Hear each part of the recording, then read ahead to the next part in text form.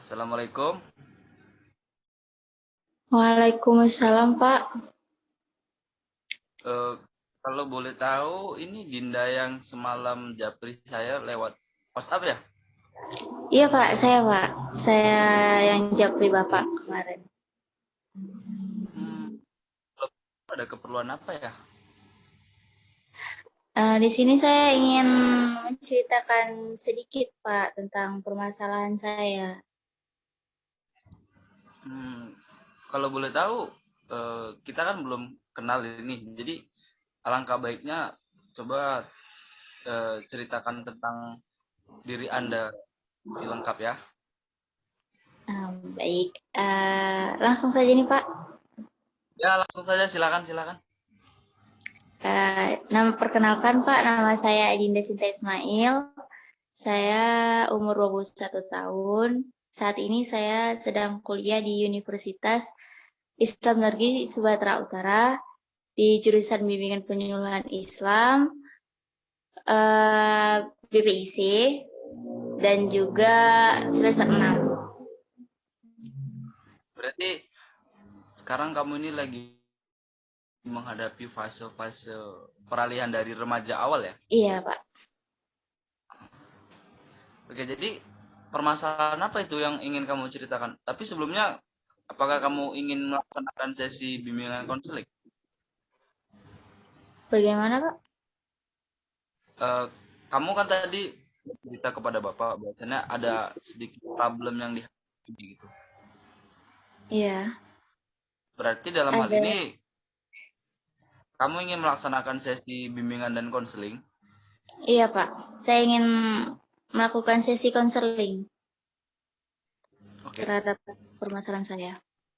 Jadi sebelum kita membahas lebih jauh tentang permasalahan yang kamu hadapi, alangkah baiknya Bapak memperkenalkan diri Bapak terlebih dahulu ya. Iya, Pak. Nama saya Hamdi Hafiz, panggil saja Pak Hamdi. Oke.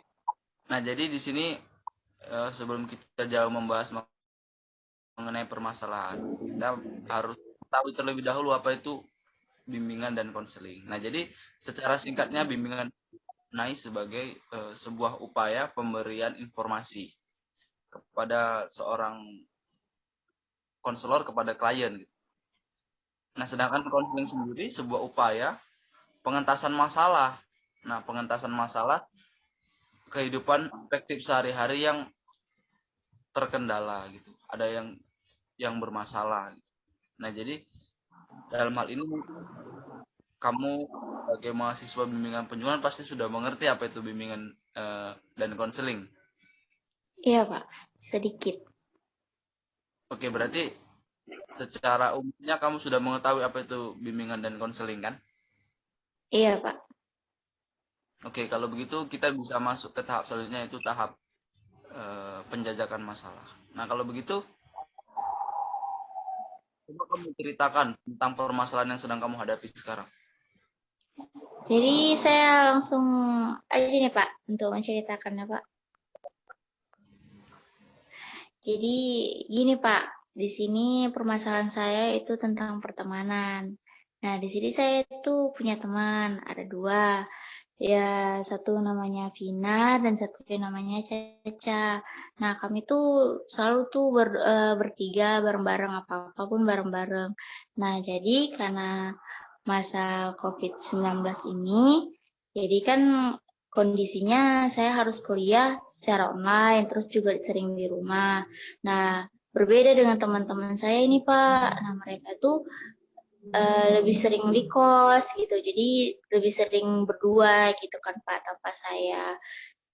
Jadi saya merasa kalau saya tuh kayak dilupain gitu, Pak, ditinggalin gitu.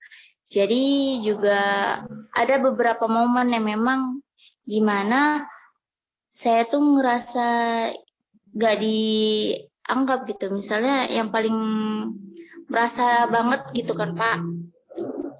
Kemarin orang tuanya si Caca masuk rumah sakit, Pak. Jadi dia nggak ada ngabarin saya, tapi dia bikin story. Jadi saya tuh tanya, ayahnya sakit ya, masuk rumah sakit gitu kan. Iya, terus ya jelasin sakit apa. Terus setelah saya tahu, saya kabarin si Vina. Kalau orang tuanya tuh sakit. Saya kabarin tuh niatnya untuk biar jenguk bareng. Tapi chat saya sama si Vina ini nggak dibalas-balas, Pak. Kelang besoknya, tiba-tiba pas malam harinya mereka tuh lewat rumah saya. Terus juga negur saya gitu. Saya bingung dong, karena kan setahu saya si Vina itu di Medan gitu kan. Kenapa bisa di sini gitu. Terus ya udah saya tanya dong, saya chat dia karena kan chat sebelumnya nggak dibalasnya, jadi saya chat lagi. Itu dia ya kenapa ada dari mana gitu kan. Terus dia jawab kalau misalnya dia tuh dari um, rumah sakit gitu. Nah, saya terkejut ke Pak gitu, kenapa nggak ngajak-ngajak saya gitu. Cuman ya udah dia jelasin gitu kan. Cuman sih yang bikin saya sedikit kecewa tuh kenapa nggak ngabarin, terus juga nggak ngajak saya. Tapi yang jadi permasalahan itu bukan rasa kecewa saya ke dia gitu kan, kesalahan dia gitu Pak. Nah karena terlalu banyaknya kasus yang dimana saya itu ngerasa ditinggal gitu, ada beberapa momen yang memang saya ngerasa ditinggal.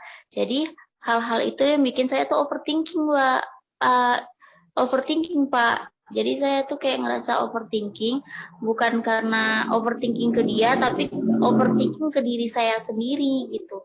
Karena permasalahan inilah, jadinya kayak saya tuh setiap tengah malam tuh selalu berpikir, oh aku tuh kayak penuh kekurangan gitu, makanya diabaikan terus gitu. Jadi tuh setiap malam tuh selalu overthinking saya Pak mengenai hal itu, bukan karena overthinking bukan ke mereka tapi ke diri saya sendiri. Saya tuh ngerasa kayak kurang, makanya saya diabaikan, atau mungkin karena oh wajar sih kalau aku tuh gini gini gini gini gitu. Kayak misalnya nih Pak, saya tuh susah untuk keluar dari rumah gitu. Jadi kayak ngerasa kayak gimana ya, saya tuh overthinking sama kekurangan saya sendiri sih, itu sih lebih tepatnya Pak, itu Pak. Udah, coba Udah Pak. berarti kalau kita eksplorasi permasalahan dan kita tafsirkan, ada beberapa hal yang Bapak tangkap. Jadi yang pertama itu tentang insecurity, tentang bagaimana kamu merasa diri kamu itu rendah di hadapan orang lain. Nah kemudian hal yang kedua itu tentang relation kamu, tentang pertemanan kamu, persahabatan kamu, gitu, hubungan kamu dengan orang lain yang tidak terjalin secara baik. Ya mungkin ada beberapa faktor yang menyebabkan hal itu menjadi renggang. Nah jadi kalau Bapak boleh tahu, kamu sering tidak mengabari atau memberikan kabar atau memberikan pesan terlebih dahulu kepada mereka?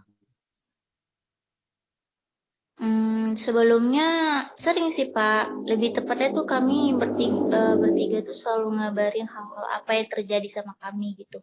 Bahkan kayak hal-hal kecil aja, kayak misalnya saya mau keluar gitu kan, mungkin mungkin bukan keluarnya yang setiap hari kabarin, enggak, tapi kayak ada momen, oh ini kayaknya harus kasih tahu mereka biar ini gitu, biar mereka tahu gitu. Selalu sih kayak gitu, Min. Cuman akhir-akhir ini semenjak sering agak renggang ini, saya tuh jarang Pak. Malah kayak ya udah, jadi karena mereka kayak gitu, jadinya saya tuh kayak mau ngechat duluan tuh kayak takut ganggu atau gimana gitu Pak. Jadi kayak biar nggak ngechat duluan sih, lebih banyak Lebih diamin. menarik diri. Iya, menarik diri Pak. Kalau boleh tahu, sejak kapan hubungan kalian bertiga tuh renggang? Um, 2 bulan inilah Pak. Sekitar 2 bulan.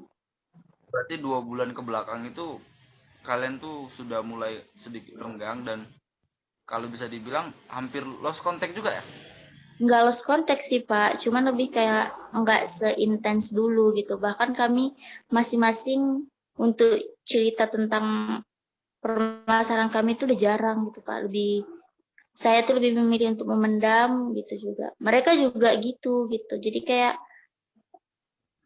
untuk komunikasi secara apa tuh jarang Pak. Untuk ketemuan aja pun kami jarang Pak. Mungkin karena kesibukan masing-masing.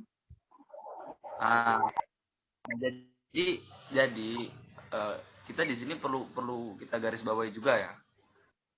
Dia kita semakin semakin semakin tinggi umur kita, semakin bertambah umur, kesibukan juga semakin bertambah dan kita juga nggak bisa memaksakan orang lain untuk selalu ada buat kita gitu.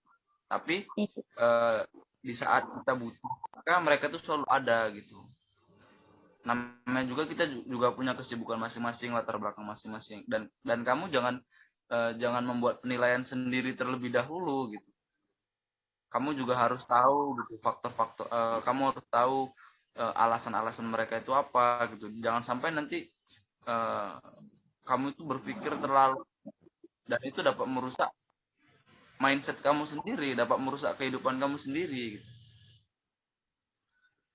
Jadi eh, saran Bapak, coba kamu sekarang itu lebih kepada apa namanya? Ajak mereka untuk saling membuka diri gitu. Karena kan kamu tadi bahwasannya mereka juga sama memendam juga, sama-sama memendam juga gitu kan. Nah, coba coba nanti ajak untuk ketemu gitu kan, duduk bareng, cerita gitu, buka buka lagi percakapan-percakapan ringan, buka lagi komunikasi-komunikasi ringan, tanya kabar, tanya cerita apa kegiatan sekarang gitu, apa kesibukan sekarang gitu. Nah, pelan-pelan dibangun lagi hubungan itu, dibangun lagi pelan-pelan. Walaupun tidak seintens dulu, tapi tidak renggang seperti ini gitu. Kalau jumpa pun kadang tidak tegur sapa gitu. Kadang pun kalau misalnya kita balas reply story-nya juga nggak dibales lagi sama dia gitu kan. Nah mungkin apa yang ada di pikiran kamu juga sama yang di pikiran mereka gitu. Oh mungkin si Dinda juga lagi sibuk gitu karena mungkin ada kegiatan. Jadi eh, nanti aja lah gitu. Mereka juga menarik diri. Nah jadi nanti saran Bapak setelah ini kamu ajak mereka ketemuan, duduk bareng, cerita bareng, saling membuka diri aja lah, saling membuka diri, saling cerita gitu. Jangan jangan kita bilang bahwasannya kita itu udah lama kenal. Jadi kalau bisa ya walaupun tidak selalu ada tiap-tiap hari, tapi kalau seandainya nanti kita butuh untuk saling cerita, saling sharing-sharing, ya jangan lupa gitu untuk ada gitu. Karena kita kan juga punya kesibukan masing-masing. Jadi kita juga harus mereka gitu.